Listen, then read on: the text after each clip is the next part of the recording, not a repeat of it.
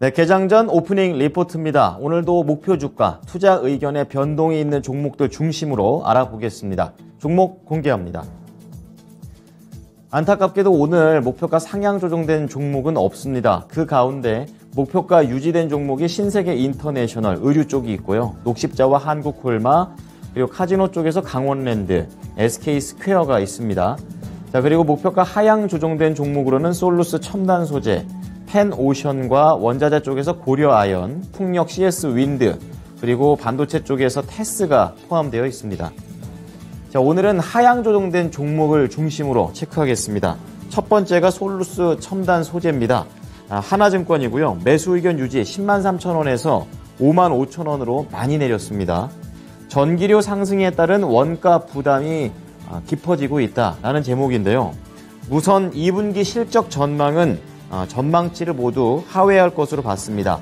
영업이익이 적자로 전환하고 매출 역시 전년 대비 35% 늘었지만 모두 시장의 전망치를 하회한다고 얘기하고 있고요.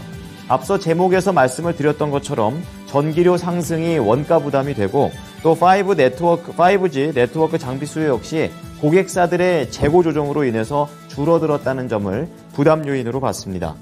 그리고 3분기 적자가 계속해서 지속될 것으로 봤습니다.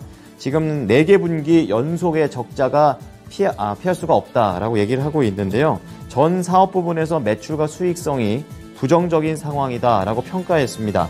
그 원인으로 봤던 건 계속해서 이 전력에 대한 비중이 높기 때문에 이 전기료 상승이 압제가 되고 있고 내년 2분기나 돼야 적자가 흑자로 전환할 것으로 전망했습니다. 다음 펜오션입니다. 한국투자증권이고요. 매수 의견 유지 9,600원에서 8,300원으로 하향 조정했습니다. 다시 반등을 준비할 시점이다 라고 얘기를 하고 있습니다.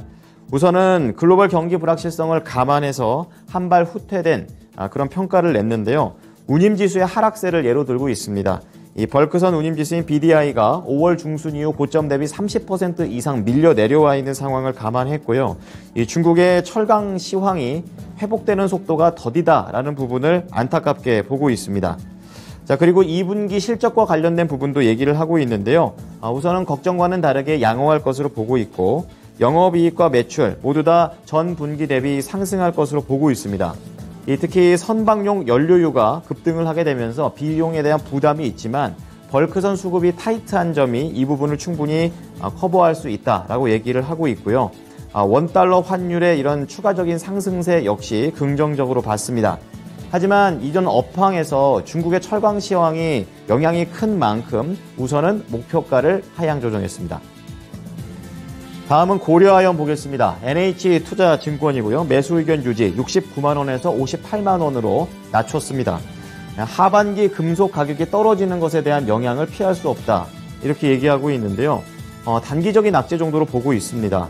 경기 침체를 이유로 들면서 금속 가격 하락분을 반영을 한 것인데요.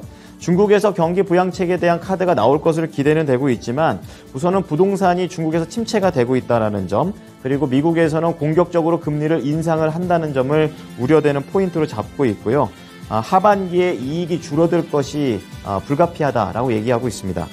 그리고 이번 2분기 실적과 관련해서는 예상에 부합한다라고 밝혔는데요. 지금 영업이익과 매출 모두 다 예상 부합 수준입니다. 그리고 원자재 값이 상승했다는 부분, 특히 아연과 은, 금의 판매 가격이 분기 기준으로 상승했다는 부분을 요인으로 들고 있고요. 원달러 환율 상승 역시 긍정적인 부분으로 잡았습니다. 자, 하지만 고려아연과 관련해서도 단기적인 중국에 대한 그리고 아연 가격에 대한 하락에 영향받으면서 목표가 하향 조정입니다. CS윈드 보겠습니다. 키움증권이고요. 매수 의견 유지 8만원에서 77,000원으로 약간 낮췄습니다. 조금 더 기다림이 필요하다라는 관점이고요. 우선 2분기 실적과 관련해서는 영업이익이 64% 감소, 그리고 매출은 전년 대비해서 21% 증가이지만 시장의 전망치를 다 하회하는 수준입니다. 이 원 부자재들의 수급 차질이 계속해서 이루어지고 있고 해상 운송비도 부담이 되고 있습니다. 그리고 바이든 행정부의 대표 법안인 BBB 법안이 지금 계속해서 국회에서 계류 중에 있는 상황인데요. 이제 그렇다 보니까 계류된 만큼 미국에 대한 수주 물량이 줄어든 것도 감소 요인이었습니다. 거기에다가 작년에 미국과 유럽 쪽에서 인수를 하나 했었는데요. 이것 때문에 발생한 감가상각비 역시 부담 요인이라고 얘기했습니다. 자, 그리고 이제 실적과 관련해서 향후 상저하고 점점 높아질 것으로 보고 있고 풍력시장에 대한 모멘텀도 좋게 보고 있습니다.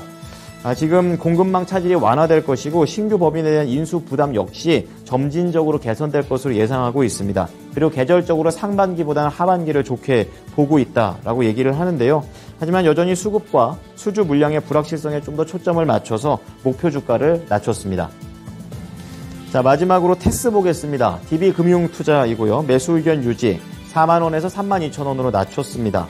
실적은 탄탄이라는 제목을 줬는데요. 하지만 세부적으로 목표 주가를 떨어뜨린 내용부터 보겠습니다. 전방 사업의 부진을 얘기하고 있습니다. 계속해서 모든 종목이 전방 사업과 관련해서 글로벌 이슈에 눌리고 있습니다. 이 IT 수요가 약세를 보일 것으로 예상을 하게 되면서 이렇다 보면 신규 투자가 지연이 되거나 축소되고 결국에는 실적이 줄어들 수 있다라는 부분을 우려하고 있습니다. 그리고 2분기 실적과 관련해서는 전년 대비 줄었지만 분기 기준으로 보게 되면은 영업이익이 5% 그리고 매출이 0.2% 이 정도 올라도 호실적으로 판단을 하고 있습니다. 그 근거로 둘 수 있는 게 올해 1월에 수주받았던 하이닉스 쪽 매출이 계속 잔여분이 남아있고 삼성전자의 평택 P3 관련해서 3D 낸드 장비와 관련된 신규 장비 수주가 발생을 했다라는 부분을 들고 있습니다. 하지만 경기 침체와 높은 인플레이션은 피할 수 없다라는 관점에서 목표 주가를 하향 조정했습니다. 지금까지 오프닝 리포트였습니다.